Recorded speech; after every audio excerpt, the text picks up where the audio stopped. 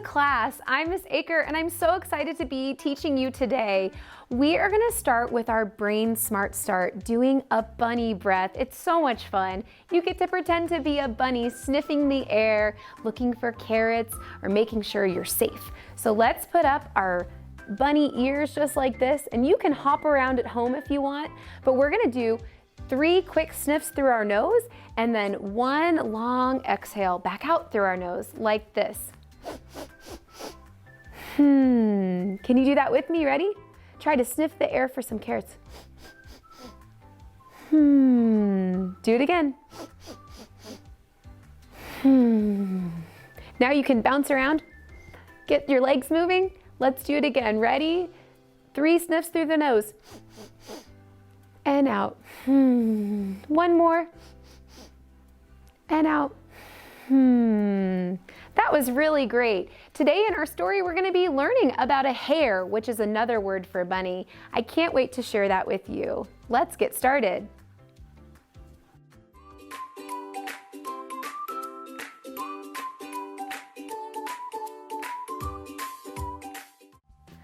Welcome to Reading Corner. Today, let's start our new book, Aesop's Fables for Preschoolers. Our first story that we're going to learn today is about a hare and a tortoise. A hare is a lot like a bunny, and a tortoise is a lot like a turtle. So as we're reading our fables today and every day, I want you to be thinking about a lesson that we can learn from the story. The lesson is something we can use in our own lives. Let's get started with the hare and the tortoise. A hare was making fun of a tortoise one day for being so slow. "You are so slow. Do you ever get anywhere?" the hare asked with a mocking laugh. "Yes," replied the tortoise, "and I can get there sooner than you think. Let's run a race and I will prove that I can win." The hare laughed and said, "There is no way that you could ever beat me. This is hilarious. But just for fun, I will race you." I'm thinking about this. The hare is very confident.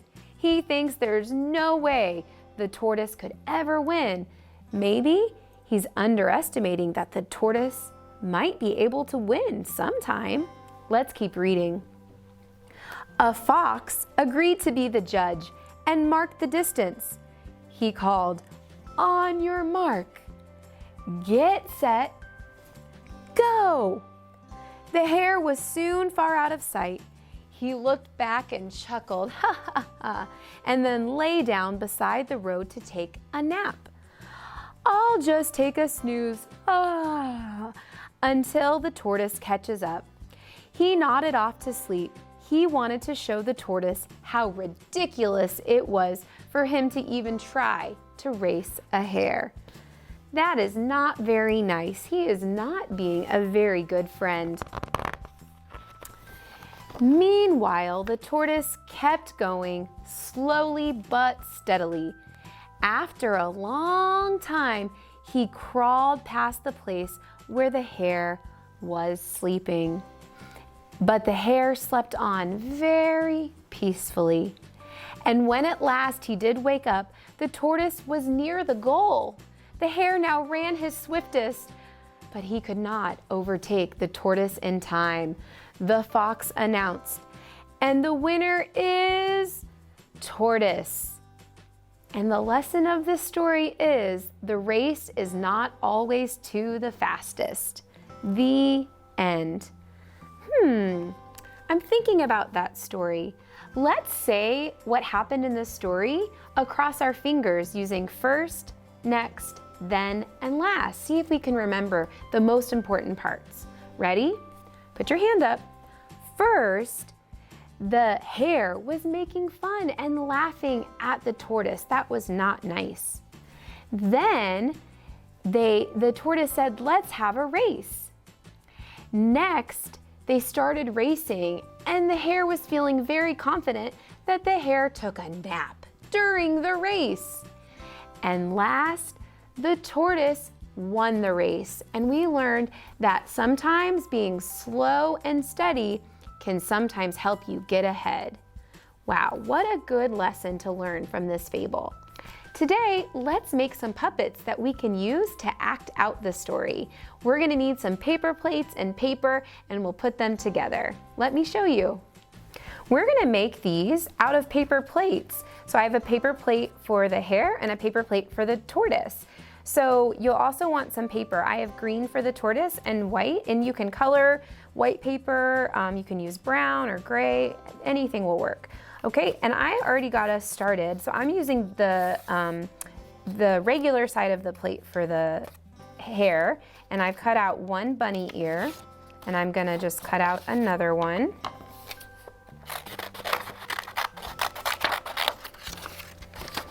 And they can be about the same size. As always, it doesn't have to be perfect. Okay, so I got that bunny ear, and now I'm ready to glue on and draw my whiskers for the hair.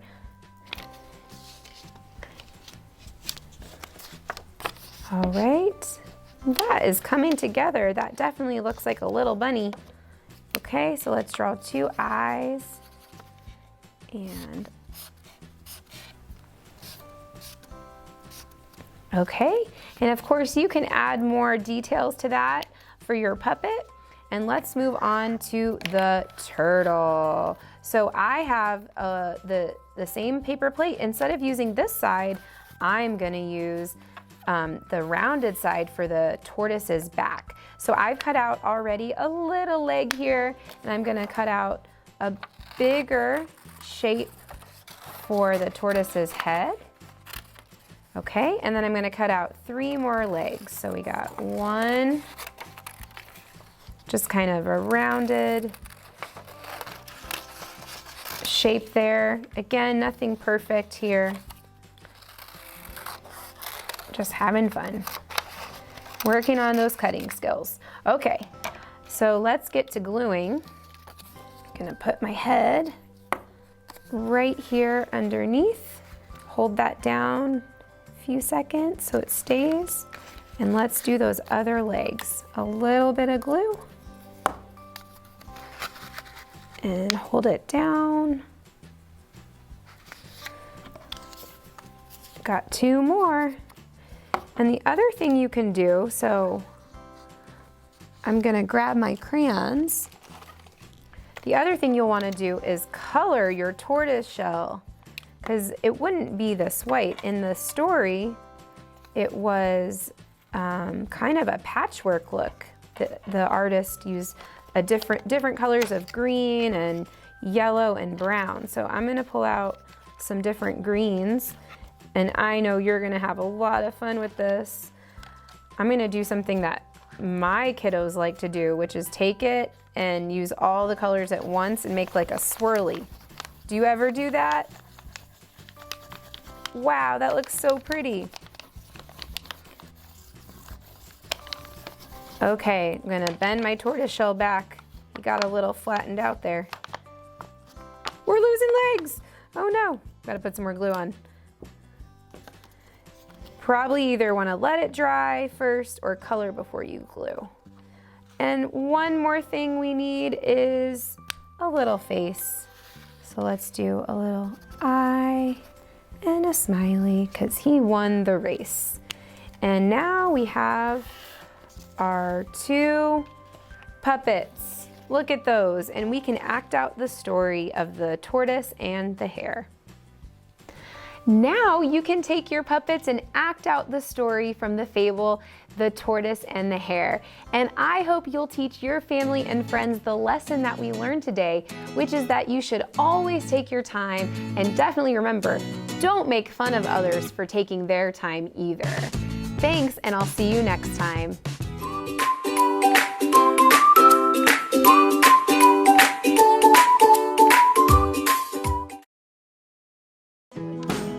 Kindergarten is great at Kansas City Public Schools. I know they have really good teachers. I know this is a great school, They teach them stuff that I thought my kids would never be able to know at the age of 5. Since deciding to send our kiddos to a neighborhood school, we've become even more of a part of our community. Now is the time to enroll your future kindergartner for the new school year. Visit enrollkc.org today. Good morning, friends, and welcome back. I'm Mrs. Gordon, and I am so glad you are here with me today to learn new things. Today, we're going to talk about sink or float. Have you ever tested out things that sink or float? Have you even noticed if those things? This is part of science. There's some things that sink and there's some things that float. So let's go with the story first. This is called What Floats in a Moat? Let's find out.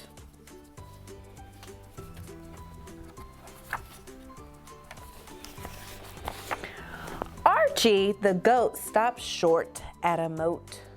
He measured and mapped, he doodled and drew, he sketched and scribbled and scrawled. Aha! To cross the moat, pronounced the goat, we build a contraption to float. Or, said Skinny the hen, we could just take the drawbridge. Bah, said Archie. Drawbridge, drawbridge. This is no time for a drawbridge. This is a time for science. Right, said the hen, science. The hen and the goat alongside the moat took stock of their cart of supplies. A barrel might float, mused the goat. We begin with a barrel of buttermilk. The hen and the goat alongside the moat hammered and nailed, clang and bang. They wired and tied and built the SS Buttermilk. Archie the goat climbed aboard. Ready for launch, he called. Ready, said Skinny the hen. Push, said Archie the goat. I am pushing, said Skinny. Shove, said Archie the goat. I am shoving, said Skinny. Heave, said Archie the goat. I am heaving, said Skinny. Hump. The barrel and goat splashed into the moat and sank. Archie the goat dripped out of the moat. Take note, pronounced the goat. A barrel might not float. Apparently not, said the hen. Shall we take the drawbridge then? Bah, said Archie. Drawbridge, flawbridge. This is no time for a drawbridge. This is a time for science. Said the hen. Science?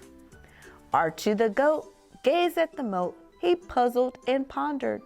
He doodled and drew. He sketched and scribbled and scrawled. Aha! To cross the moat, pronounced the goat, an empty barrel might float. Empty? Said Skinny. Empty, said Archie. Drink, Skinny, drink. Drink buttermilk, asked Skinny. Indeed, said Archie. For science. Ha, said Skinny. You are the scientist. Ah, said Archie, but you are Skinny. Skinny held his nose and started to slurp. Bleak. She guzzled, she gulped. She sipped and slurped and guzzled and sipped and slurped and gulped and slipped and slurped and guzzled to the bottom of a barrel of buttermilk. Ugh! Bah, said Archie. The goat and the hen hammered and nailed, clanged and banged. They wired and tied and built the SS Empty. Archie the goat climbed aboard. Ready for launch, he called. Ready, said Not So Skinny the hen. Hey ho! The barrel with goat splashed into the moat and floated, and tipped and rolled and tossed the goat into the moat. Archie the goat dripped out of the moat. Take note, pronounced the goat. Indeed, the barrel does float. And yet, said Skinny the hen, we remain outside the moat. Bah, said Archie, we try again, Skinny the hen. Again, groaned the hen. Indeed, said Archie, the third and final barrel. Drink, Skinny, drink. Then hen sighed, the hen sipped. The hen sighed, the hen slurped. She guzzled, she gulped, she stopped. She could not drink another drop. Ah, said Archie, just right. The hen and the goat alongside the moat hammered and nailed, clang and bang. They wired and tied and built the SS Ballast. Archie, the goat, climbed aboard. Ready for launch, he called. Ready, said Skinny the hen. Heave, heave, heave, hump. The barrel with goat splashed into the moat and sank, but floated. Sank and floated. Eureka, said Archie the goat, and he paddled across the moat just in time to meet the queen hurrying for the castle. Archimedes, called the queen. For Pete's sake, next time take the drawbridge. And where is the rest of my buttermilk? In the moat, pronounced the goat. And in the hen, moaned the hen. All, said Archie, in the name of science. Science? fussed the queen. Science. What about my buttermilk? Bah, said Archie. Buttermilk, guttermilk. This is no time for deliveries. This is a time for discoveries. Indeed, said Skinny the hen. So now, let's discover if we can have our own items sink or float. First, I have a tennis ball. Do you think this tennis ball will sink or float? Let's see. It looks like it's floating. When I dropped it in, it sank just a little bit. But this ball is floating. Let's see this straw. Does this straw sink or float? This straw is also floating. It floats. I have a swim shark. Let's see if this sinks or floats. Ooh, the shark sank. Isn't that where sharks belong? Underwater. It sank. I have this toy water gun. Do you think it will sink or float? Let's see. It floated. It's right on top of the water. I have this duck. Now this duck is really heavy. Let's see if it sinks or floats. Oh, this duck sank right into the water. I have a pair of water goggles. Do you think these will sink or float? Let's see. The goggles actually sank.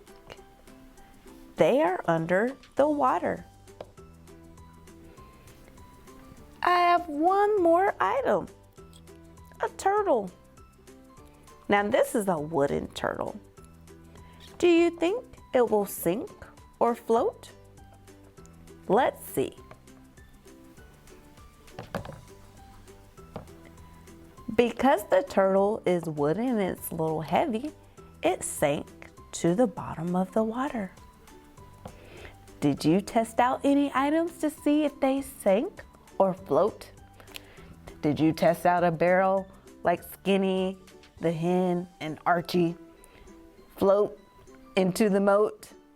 I hope you enjoyed our story today. I hope you had some objects that you were able to see if they sunk or float on top of water.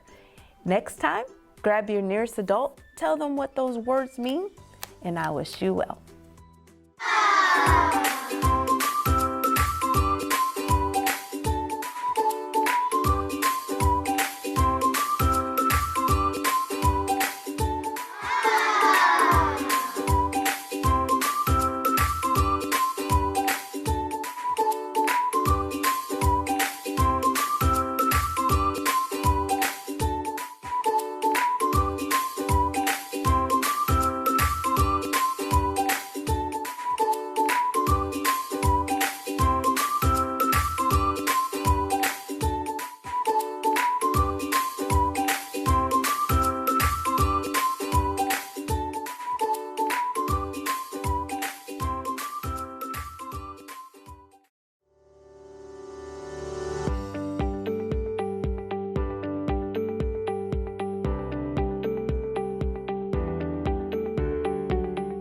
Welcome to Border Star Montessori School. We develop self-motivated learners in a diverse educational and social environment. We serve children ages 3 and 4 or in preschool all the way through 6th grade. One of 2 public Montessori schools in the Kansas City metro area, we adhere to the rich principles and practices developed by Dr. Maria Montessori. This philosophy emphasizes independence, freedom within limits, and respect for each child's natural curiosity and development. The teachers, administration, and staff at Border Star are committed to building relationships and upholding high expectations, all in an intentionally prepared environment. To support this effort, our teachers and assistants receive Montessori training throughout the course of the year. Our teachers promote hands-on learning through exploration and discovery. Children follow their interests during uninterrupted work cycles. During this freedom of choice, they develop order, repetition, and concentration. Classrooms are made up of mixed age groups, typically 3 grades placed together. These inter-age relationships strengthen the entire classroom community. The older student takes on the role as peer teacher. They serve as role models for younger students, demonstrating leadership and citizenship skills. They also reinforce their own learning by teaching concepts they have already mastered to their peers. The youngest group, the Children's House, includes pre-K age 3, pre-K age 4, and kindergarten students. In this environment, we focus on practical life, sensorial, math, language, and cultural studies. Lower elementary includes 1st, 2nd, and 3rd grade students. We foster personal responsibility, independence, collaboration, critical thinking, and problem solving. Within this supportive community, children work through the curriculum at their own pace, accelerating during some tasks or taking additional times with others. In upper elementary, we serve 4th, 5th, and 6th grades. Students build on core values and lessons learned in previous years. They learn to question, think critically, and take responsibility for their own learning, skills that will support them in later education and in life. At Border Star, we have strong parent support. Our PTA strives to support all children by involving community, family, and business participation. In partnership with Link, we offer free before and after school care for our kindergarten through 6th grade students. For our pre-K families, Little Dragons before and after care is available at a minimal fee. We offer a variety of clubs and activities for our students, including our Montessori Model United Nations for our older children, honors choir, chess club, instrumental music, ballet, gardening, farmers market, and more. Our students leave 6th grade ready for success in middle school and beyond.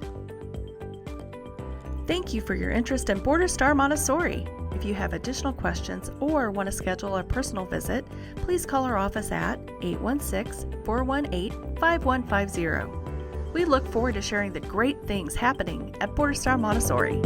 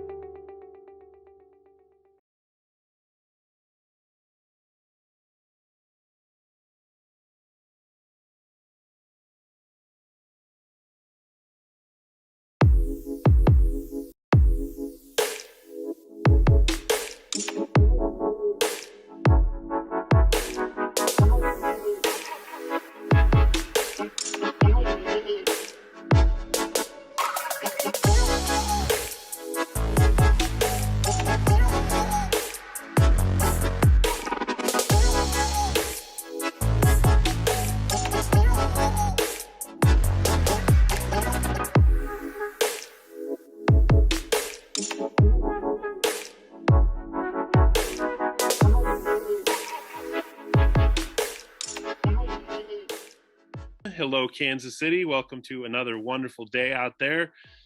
This is the show that we've been calling Life After, which is a show that features conversations with teachers and their students after high school has passed, to kind of jump into that story that we never really hear that much about after that connection kind of is over. During the pandemic and during some of the times when we were all stuck in our own homes and doing school that way, I started reaching out to a number of students. And so there's a lot of interviews out there if you look for them. And today we're joined by another fantastic person that I met at Paseo Academy, where I have had the luck to work a long time. So welcome Jacob Butler to Life After. The pleasure to be here with a friend from high school. We were never my teacher, but a teacher in other ways, and I cherished the lunches we shared. It was a good time. Very cool. Yeah, so Jacob and I had a chance to kind of unwind a little together and talk about music and, you know, do the lunch experience that is very fast when you're in a school setting. You know, it's hardly a lunch that people experience out in the different work world, but we got in our moments and we talked about music and things, and it's neat that you still remember and value that. So let's wind back. Generally I start off these interviews asking you, what year did you graduate? And then really, what do you still remember the most about that year and that experience? So I graduated in 2014. And what do I remember about that year and experience? Kind of what stands out? What stayed with you over these 7 years the most, do you think, from being there, part of that class? I would say part of me felt kind of like, not in a pretentious way, but a bit of an outsider. I wasn't like super close with most of my classmates. I am still good friends with Caitlin O'Reilly, who is a member of that class. Mm-hmm. But otherwise kind of haven't kept in touch. But I do kind of value the people that I was around, most of the people in my class. I mean, you know, it's just like, I think high school brought out unfortunately, a lot of darkness and understanding of parts of the world that are a little bit, were not easy for me to digest and still hard to process. But I think that particular time in my life was very crazy. I was in a deep relationship with someone at the time. I was very much in love and very much probably a little bit codependently so, and it ended in flames shortly after I graduated. And I was at an internship. I was a big stress head at the time, I think, and I mean, still am. But I didn't have many coping mechanisms that were healthy, and I think it was actually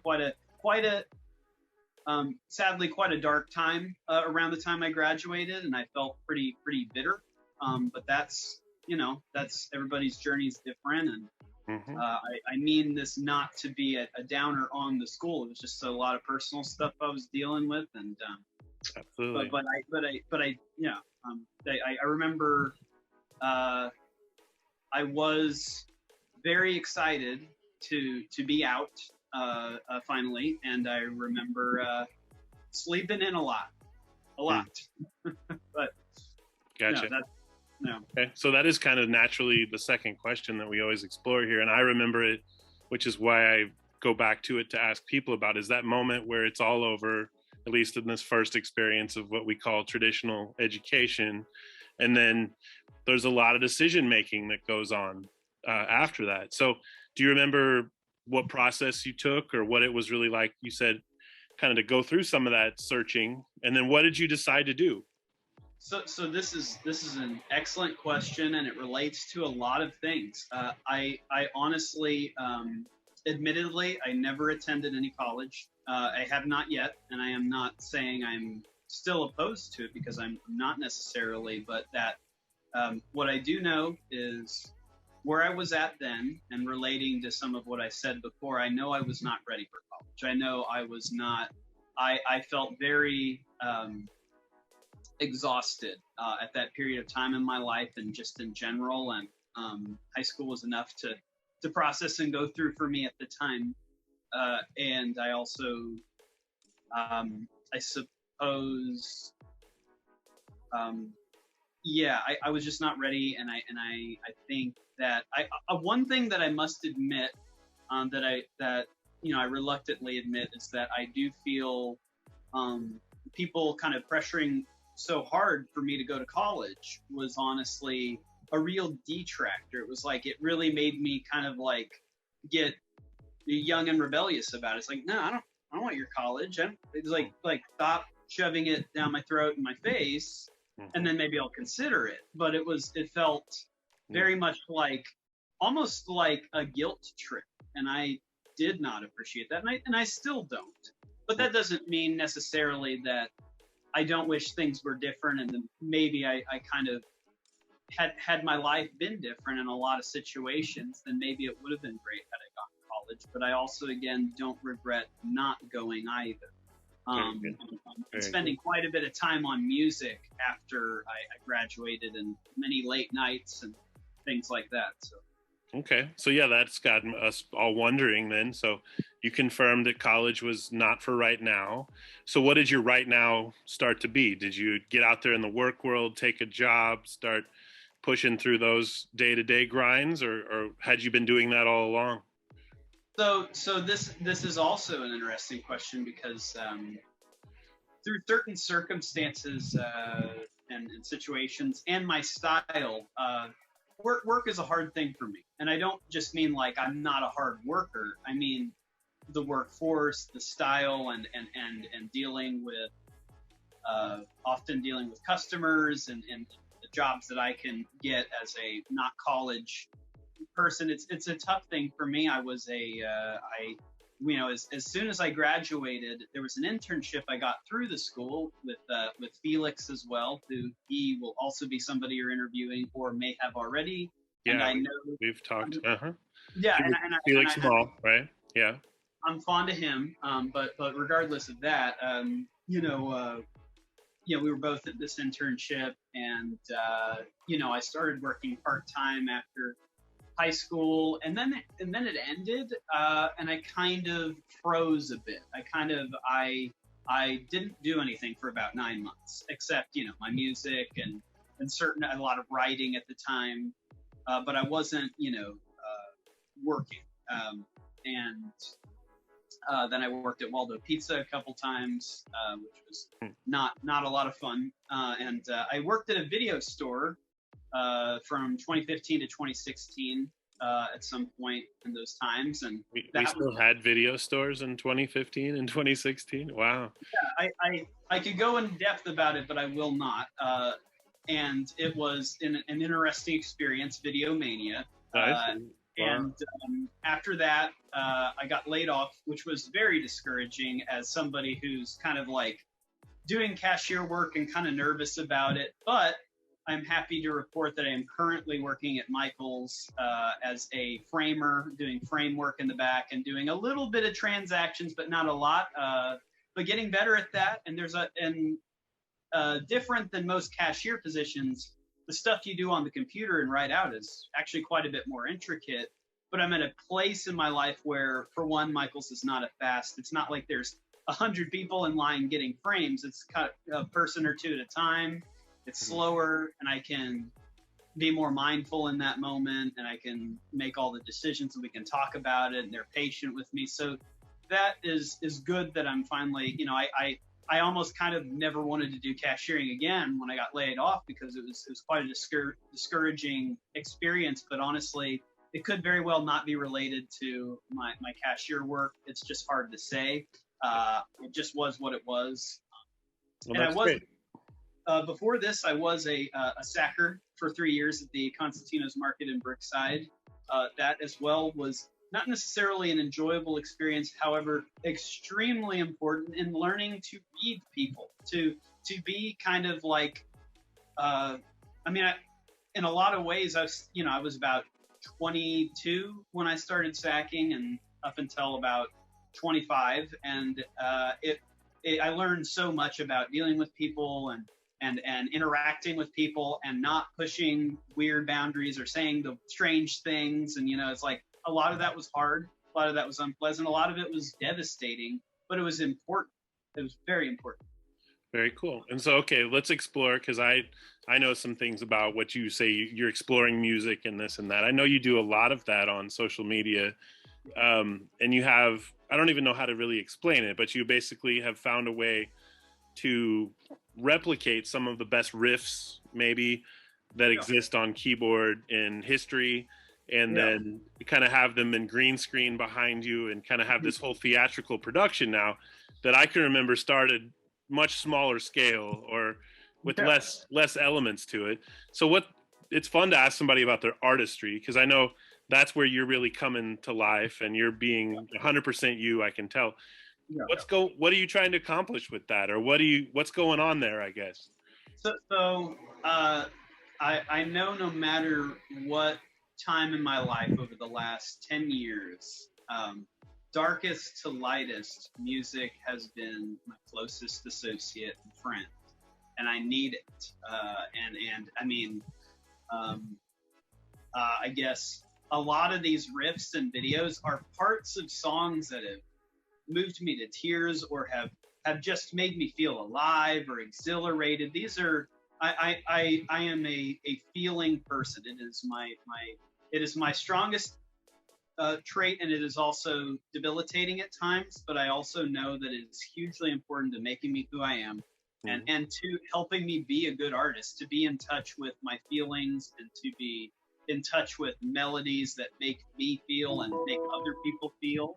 So these videos have been a way of kind of like letting off steam and feeling good, and I mean, it's just been a constantly positive experience. And what I'd like to note is that I am now starting a new chapter. I have released 3 videos now of songs that I'm doing on my own. They're my full tracks. I do not know how to record or produce properly yet, but these are the best I can do for the time being. And I'm like, hey, I will take a moment of ego to say, with the videos that you're talking about, of songs I've recreated moments of, I have been acknowledged by the keyboard player of Journey.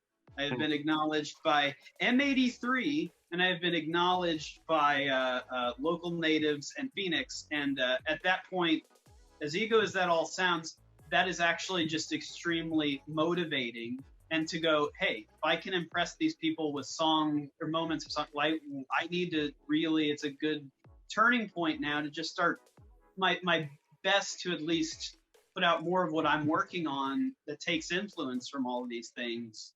And express I mean, these are the realest feelings, because they're what I create. They're what naturally has come out, not from music theory or anything. I started messing with keyboards just over a decade ago, and about 8 years ago it got serious. It's like I'm at least trying to spend an hour a day messing with them. And I'm not Steve Vai. I don't spend 4 hours necessarily. But I'll try. I'd like to get there. And no, I truly understand. I have the same situation. I play around a lot and still do, and find that's the only way I kind of unwind or process things, or things coming shooting out of your fingers, right? Just all these emotions that you didn't really even know you could produce. And then, there's some really cool studies going on about the electronic age, and just watched a great documentary. Mark Ronson, it's called Watch the Sound. If you haven't heard of this show, you would just love every bit of it. Every episode's about another electronic device that revolutionized the music industry. And so, all right, well, hey, pitch us forward a little bit. What are some of your future thoughts about what you're going to do down the road? Are you setting up any goals formally for yourself, or are you staying with kind of see where it goes? I think I'm staying and seeing where it goes. I'm going to keep trying to put out as much of my own material on social media, videos of my own work a lot more. I might do a couple more here and there videos of parts of songs I like specifically, but I've been, some of these albums that I'm working on are going on 2 to 3 years of being songs that are like kind of established, and they keep getting expanded on. And I'm glad it's given me time to expand what they are. But the last couple videos are all, 5th renditions of these songs coming through a lot of time spent with them, and they all mean mean a lot to me. It's not filler, it's all Very stuff cool. that like is Very cool. Well, I can remember a lot of these similar interests from our conversations during lunchtime, and I will say they were important to me too. I've heard you mention they were introductions to various artists and things that I could share with you, like Spiral and Vangelis, and I loved that story that I got to share when I really did take that to my third grade class. Yeah. When we were just bringing our favorite music from home, and people looked at me like I was just totally insane. And so I think our conversations were fun, so many years apart, but yet so many things in common. So let's do this. A final question, usually in these episodes. And thank you for being here so much. I hope Kansas City, you're listening and ready to find some of Jacob Butler's work out there. What advice do you think you needed to hear back then? Or what advice do you think young people need to hear now? That's kind of, brewing to the top is something you might think would be wisdom that was useful for yourself, or wisdom you might think would be useful to share. Because I know as I'm coming out of the world back then, I really did look and turn to the voices of others, some of just what exactly should I carry as I go out into this world, or what should my mantra be, or how should I start to kind of govern my thinking. And I've heard you say a lot of smart stuff in that category of thought. So that's kind of our final question. What would you suggest? Oh, that's so. It's a great question, and it's a big one, and it's heavy, and it's not a simple one to answer for me.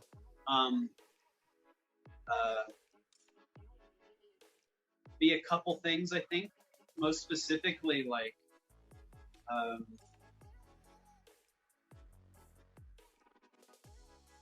I remember for me, if I wanted to say to me, I'd say,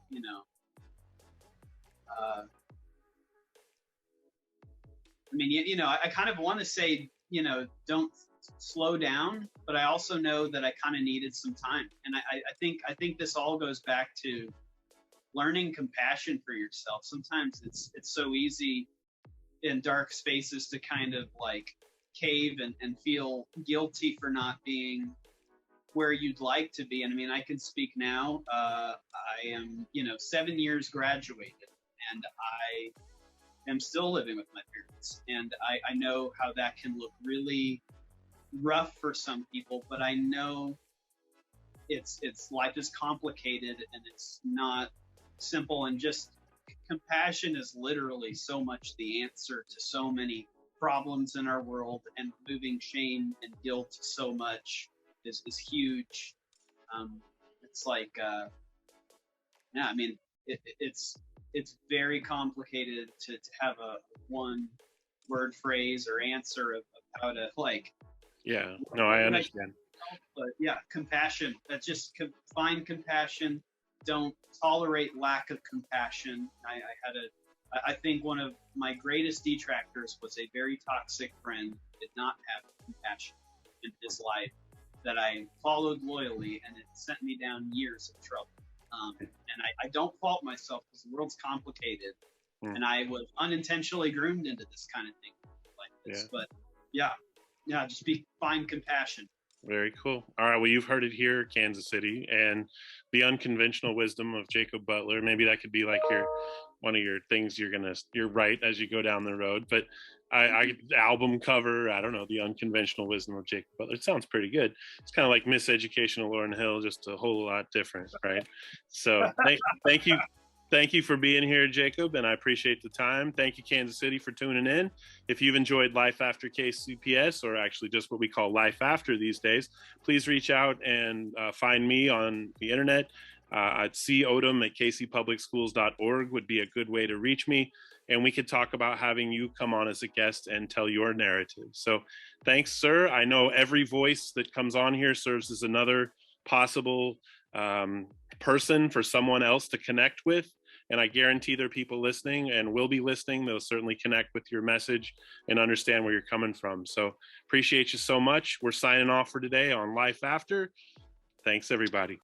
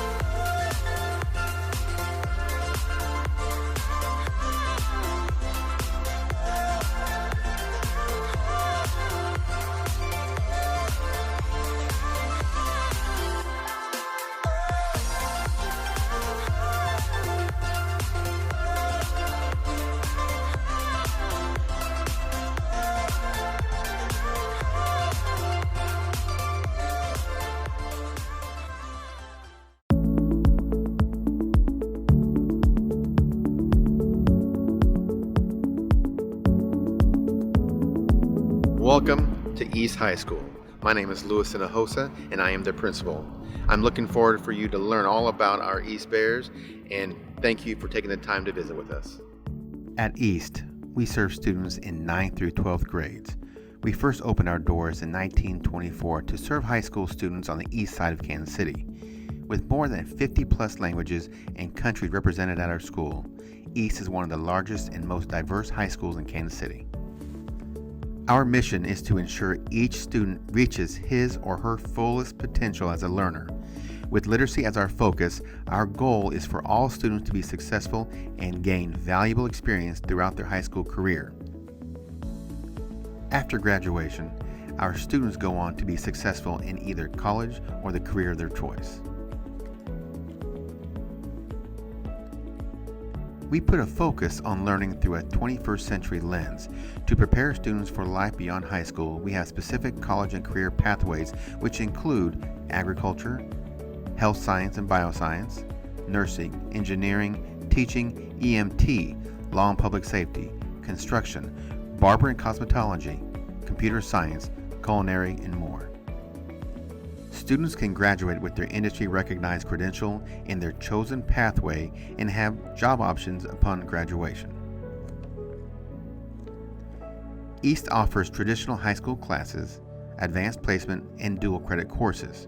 In addition, we offer Early College Academy where students attend Metropolitan Community College, Penn Valley, where they can graduate with both their high school diploma and associate's degree. We welcome immigrants and refugees into our school. With a high level of English language learners, or ELL students start in small group instruction to help them quickly get up to speed with their counterparts. They will have ongoing ELL support to ensure they are successful throughout high school.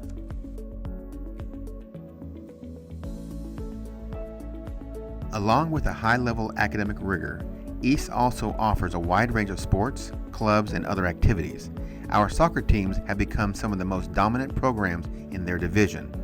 Plus, many of our scholar athletes have earned scholarships to play their given sport at the collegiate level in soccer, football, volleyball, and more. We have something for everyone in our school. Students can be part of junior ROTC, art, instrumental and vocal music, or take a variety of electives. Plus, we offer activities including bike club, dance, debate, newspaper, student council, yearbook, and more. At East High, we believe each student has untapped potential. Students have opportunities to visit colleges, universities, and other post-secondary institutions, as well as participate in job shadowing and internships related to their career interests.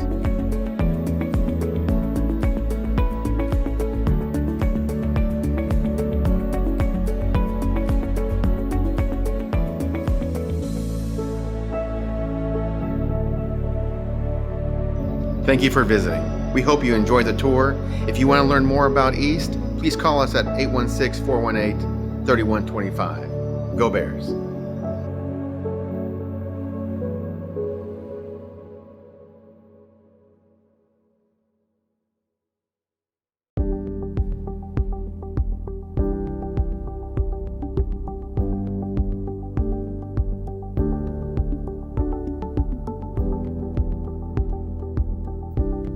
Welcome to Hartman Elementary School. My name is Dr. Jessie Kirksey, and I'm principal of this fine school. We are dedicated to providing our boys and girls an education of the finest quality. We nurture and we care. We have 3 focuses here at Hartman School: attendance, achievement, and attitude. We are child-centered.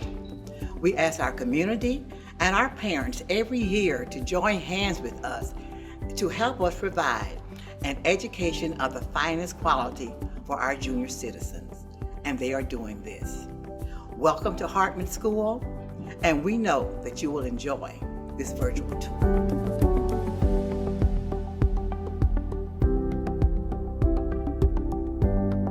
Our mission at John T. Hartman Elementary School is to create a safe and nurturing environment where all children can become lifelong learners. Our responsibility is to lead, encourage, and provide the opportunity for all students to reach their full potential and be productive in our diverse and global society. We begin our educational journey with our preschool program. This is where we begin to cut the apron strings as our young scholars learn how to listen, work, and play together with teachers and classmates. Our preschool environment sets the tone for learning daily routines, a peek at this big, wide, wonderful world in which we live, and begins to build the foundation for future learning opportunities. It is a full-day program. Our kindergarten program continues to lay the foundation for reading, writing, exploring, and problem solving. We believe to be successful in any space, scholars must have strong reading, writing, and math skills. Our kindergarten scholars learn over 100 sight words throughout the year. Our teachers incorporate strategies to develop student literacy.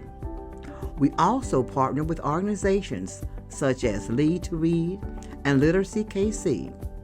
These organizations, along with their volunteers, help promote fun and engaging learning environments. Our vision at John T. Hartman Elementary School is to create a collaborative learning community that is caring, nurturing, respectful, and safe, while passionately developing academic and social excellence for all. Our collaborative community will fight passionately and gracefully to prepare lifelong learners to compete in society. Hartman offers digital devices for all of our scholars. Scholars feel a sense of control over their education while developing a 21st century skill set. We offer iSpark, or STEM, along with art, music, physical education, and library. Students have access to interactive tools to open a world of science, technology, and math using hands-on curriculum. We offer a variety of activities and clubs to inspire and motivate our primary and intermediate scholars. Our Hartman Gems, our girls, and gents, our young men, are special groups of scholars who have exhibited leadership, respect for others, and a sense of purpose. We also have our newspaper club, our drama club, Girl Scouts, and Boy Scouts, all for free before and after school care in partnership with Link. We believe that our parents are the first and best teachers of their youngsters. We ask our parents to join hands with us as we provide an education of the finest quality for the best scholars in the nation.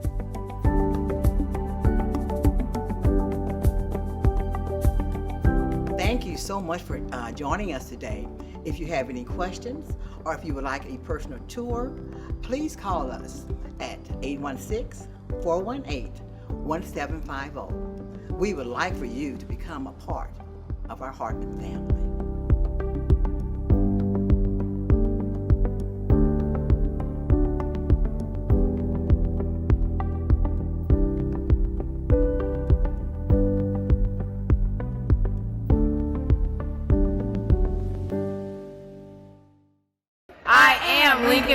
At Lincoln Middle School, students discover their talents and passions, where teachers plant the seeds of lifelong learning. I am Lincoln Middle, where excellence is nurtured. Students develop the skills to be successful in school, career, and beyond. Je suis Lincoln Middle. Lincoln Middle is the public school where your child will thrive and grow. Open a world of possibilities. Apply today. Learn more at enrollkc.org/Lincoln Middle. The desire to create lives within each of us. From Grammy-winning producers and musicians, to NBA stars, to Navy admirals and Medal of Honor recipients, to internationally renowned artists, and beloved local muralists, Paseo graduates have been creating their own success, their own history, their own legacy since 1926. Now it's your time. Create your future at Paseo Academy of Fine and Performing Arts. Learn more at enrollkc.org/Paseo.